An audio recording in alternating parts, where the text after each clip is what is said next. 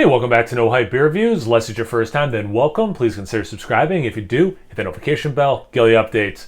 I'm really excited for today's video. It's Saturday. I try to do Cellar Saturday where I drink something off the shelf. This is off the shelf. But also, I think it's kind of cool. I looked at, when was the last time I reviewed this beer? It was actually review number 30. So probably within the first month of me reviewing beers, I reviewed this beer all those years ago. So if I remember, I'll link to that at the end of the video. And I didn't watch it. I don't know if I want to see myself that early on in my beer reviews, but it might be fun to watch. So anyway, I'll probably read the back of the box after I taste a little bit, just so I don't have that influence me at all. But this is Firestone Walker's 2016 vintage of Parabola. Any of this stuff I care to read? 13.1% ABV, that's of note. I don't typically get into, the gravity and things like that of the beer. Yeah, let's get into it.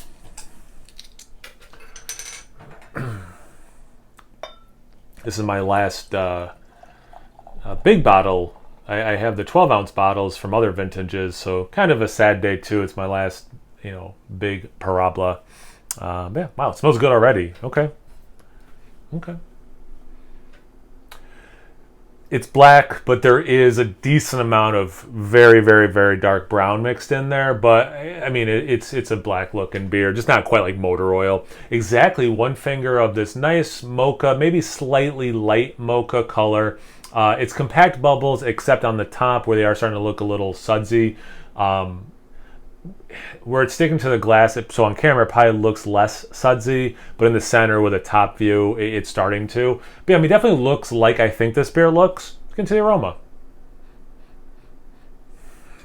Yeah.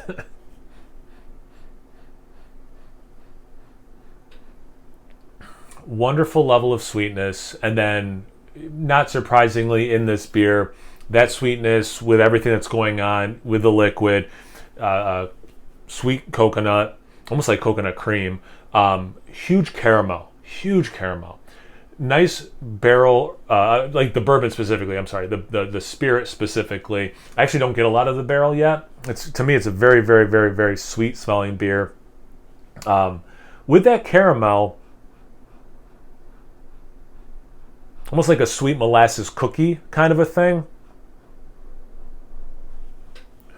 But for some reason in my mind, it's like lumping those things together, like the caramel, this like sweet molasses cookie thing, like that's all like one note for me to speak about, not separate notes, which is kind of interesting. I mean, vanilla.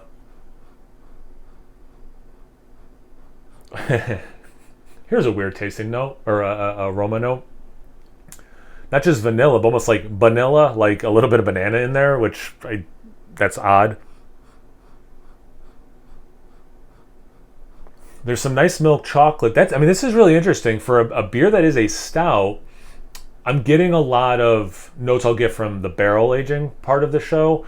That sweetness, which, the liquid certainly, contributes to that. But, like, I'm not getting a huge roast. I'm not getting, is there coffee in this or not? Like, it's nothing like that.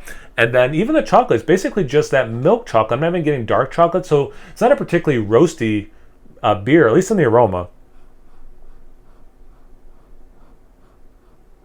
I see a little bit of brownie batter, so it's definitely that sweet chocolate thing, which again, like this is, although it's not cloying, don't misunderstand me, but this is a very sweet smelling beer. It's very desserty. It's like that adult, that refined dessert kind of a beer smell. Let's get into the taste. Cheers. Good. So, yeah, good. The not only is the beer good, but the reason I'm saying good more than once is because the sip actually does have a nice level of like roast and bitterness to balance out that sweetness.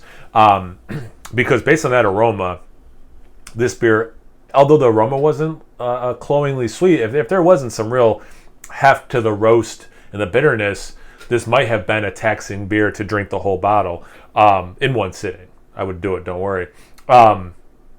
You do get a lot of those notes I was talking about before, the caramel. I'm glad I got that like molasses thing as well going in there with that. Some of the coconut, some of the vanilla. But unlike the aroma, yeah, there's some milk chocolate, but you are getting that roasty, dark chocolate. Like, not that I would think this is coffee or aged on coffee, having coffee in it. Has a lovely level of roast. And again, like, which really helps with the sweetness stuff. I'm drinking this right off this shelf. It looks like it's maybe even like 65 degrees down here in the cellar. So it's definitely not overly cold. And although I don't get any alcohol in the taste yet, definitely some in the warmth, or some warmth in the chest.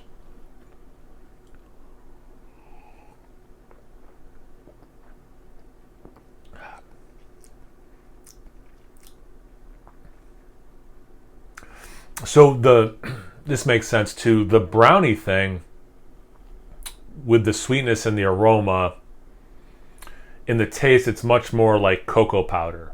Makes perfect sense. The finish is dry. And again, I'm not going to say I'm really tasting alcohol. But it is unmistakable, if this makes sense. It's unmistakably the alcohol drying out that finish without presenting any real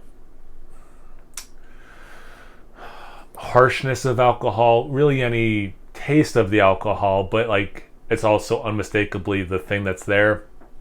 This will air first, but it's kind of funny. I did a review with Joe from the Beer Patrol and a collab that'll be on my channel of a double IPA, and got alcohol taste on it. Which I mean, when was the last time I was drinking? If you watch a lot of my reviews, when have I ever, or when was the last time I ever was drinking a double New England style IPA and I was like, I taste alcohol in this. And then we start talking about how there are bigger beers, barrel-aged stouts, for example, where I taste less alcohol than that beer. This is a really good example of how the alcohol being at that 13.1%, how it's showing itself without being on the palate, without distracting from the beer, without really being detectable. A little bit in the finish, I can taste it on my tongue, just a little bit as I'm talking, and then in that chest. But then like that unmistakable, that's the thing that's drying this beer out. I hope it's clear from this review and how much I'm talking about it. There are a lot of things going on with this beer. I haven't really specifically said, is it working? It's cohesive, it's working. There are no sharp edges. Like it's all rounded, nice, melding together. Age has done, I didn't rewatch that 2016, or well, I don't know what year I posted, I don't remember, but that earlier review when this beer was not aged for as long at that point, I didn't rewatch that yet, but so I can't say if it got better with age, but age has definitely like made this beer delayed. Hey Bruno, you excited? Is mom home and you're coming to tell me? Thanks, buddy. I'm wrapping up, don't worry. Oh, there's your mom. Yeah, there she is. This is real. This is happening. If you can hear Bruno. It definitely did not detract from the beer. I can't say it made the beer any better, but like if there were any harsh or not, again, like that, using that word rounded elements, like if things were maybe a little spiking too much, detracting, whatever, there's none of that. It very much has come together as an experience in a really good way. Yeah, I think this is fantastic. Have you had this beer before? Have you had other vintages of it? Do you think they're still cranking out the same quality on this beer? Anything, everything, comment section below. Let's get a conversation going. Once you're done doing that, make sure you check me out on Instagram and Untapped. It's No Hype Beer Reviews at both those places. So always please like, comment, subscribe, and most importantly, imbibe. Cheers, everyone.